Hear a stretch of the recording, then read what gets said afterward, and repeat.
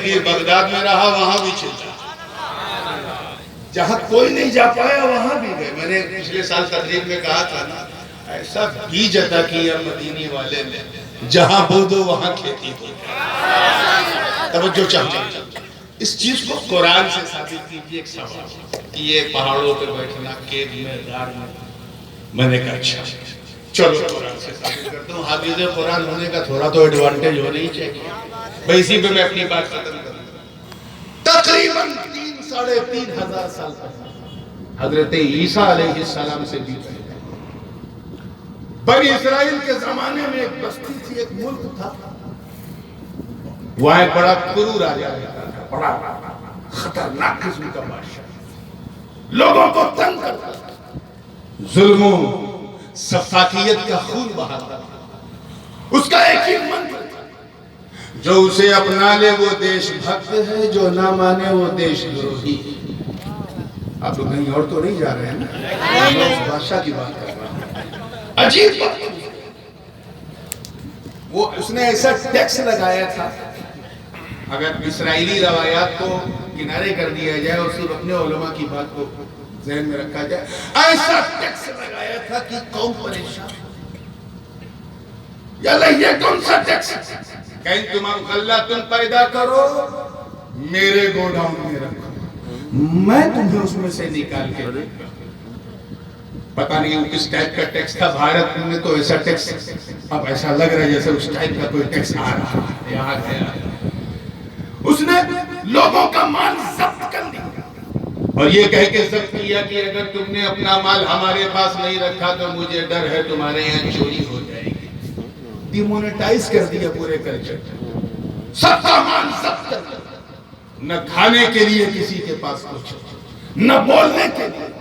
اور ایک ورگ وشیش کو جو اللہ کے نبیوں پر وشواس رکھتے تھے، نیک لوگ تھے، ان پر تو ایسا ظلم کہ ان کی ناگرکتا کو ختم کرنے کا پلان بنا لیا.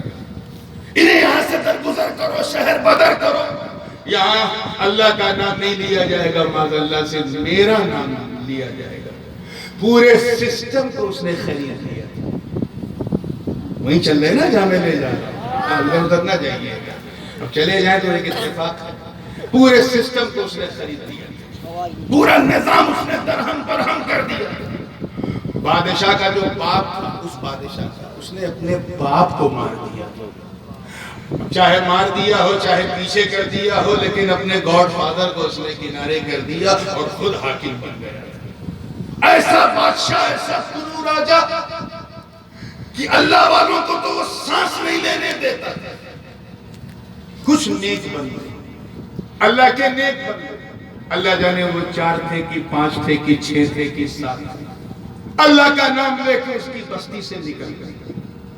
چلتے رہے اور خیال یہ تھا کہ اے اللہ ہمیں کسی ایسی پناہ گاہ تک پہنچا دے جہاں ہم تیرا ذکر کر سکیں، جہاں ہم تیرا نام جپ سکے. اس سے پہلے کہ یہ NRC لگا کہ ہمیں باہر کرے، ہم پہلے ہی باہر جا رہے ہیں تیرا ذکر کرنے کے. وہ چلتے رہے، جب میلوں کا سفر طے ہو گیا تو پیچھے ایک کتا لگا. پیچھے ایک دو بار تو انہوں نے اس کو ہٹایا، لیکن کتا بھی بڑا ضدی. پیچھے چلتے بادشاہ کی ریاست سے باہر نکل گئے. ایک پہاڑ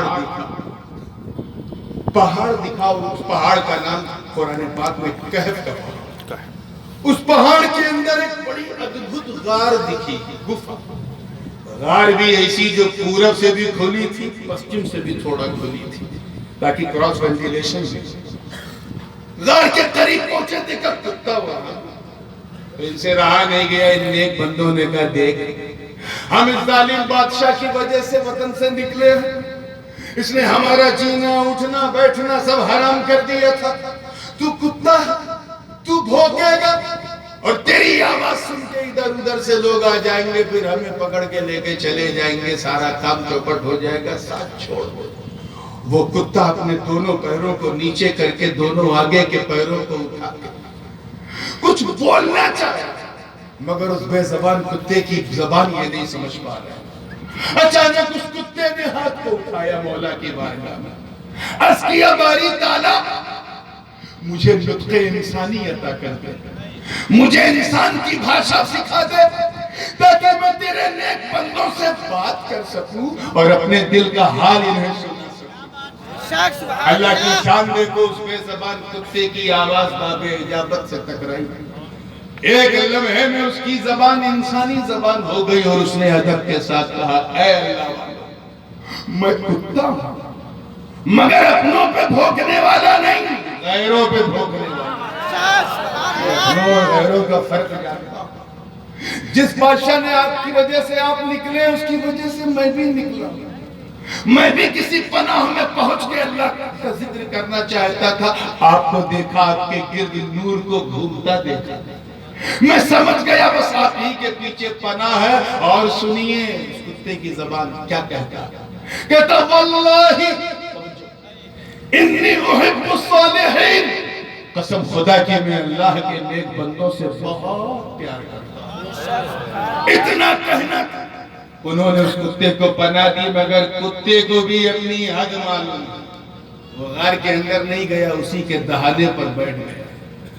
اللہ کو اس کا بیٹھنا اتنا پسند آیا کہ اس کے بیٹھنے کے انداز کو بھی قرآن پاک میں اللہ نے اپنے کلام کا عنوان بنا دیا۔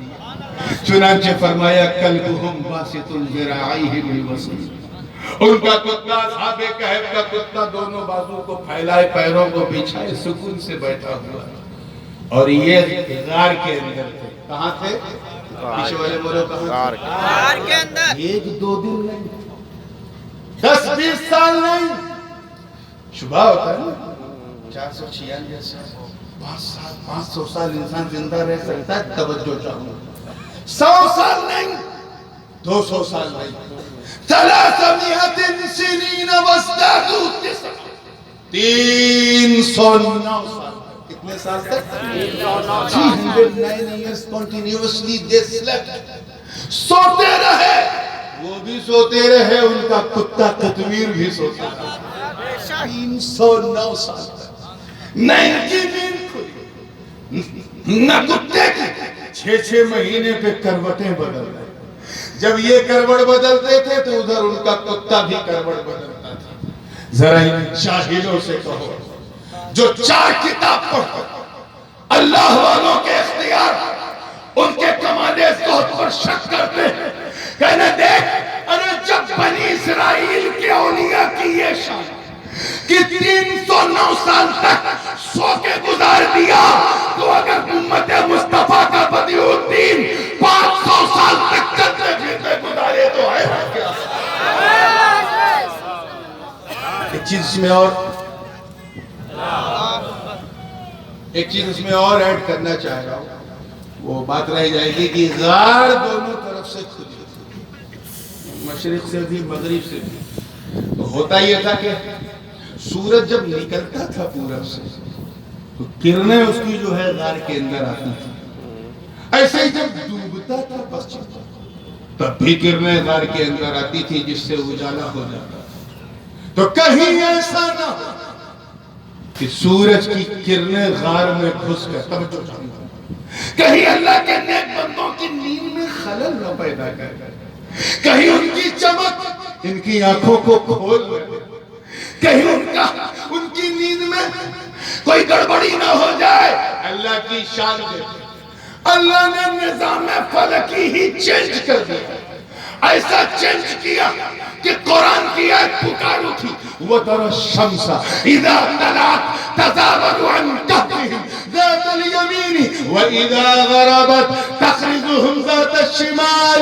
ذرا ان کا سونا دیکھ کہ سورج جب نکلتا تھا، اس سے پہلے کی کرنیں اندر آویں، اللہ سورج کو رائٹ سائڈ پہ گھما دیتا تھا، اور جب ڈوبتا تھا تو کرنیں اندر نہ آویں، اللہ اس کے لیے سورج کو بائیں طرف گھما دیتا تھا۔ تو یقین کر کہ جب بنی اسرائیل کے اولیاء کی یہ شان کہ ان کے لیے سورج دائیں بائیں کر دیا جاتا، تو پھر امت مصطفیٰ کا وہ ولی جو ولیوں کا ولی، سلطان الاولیاء حضرت مولا کائنات، خیبر شکن، شاہ زمن، آفتاب نبوت کی دلکش کرن، ابو الحسن علی ابن ابی طالب، ارے جب اولیاء بنی اسرائیل کے لیے سورج دائیں بائیں ہو سکتا ہے، تو اگر مقام صحبہ میں علی کے لیے دوبارہ نکل جائے تو حیرت کیا؟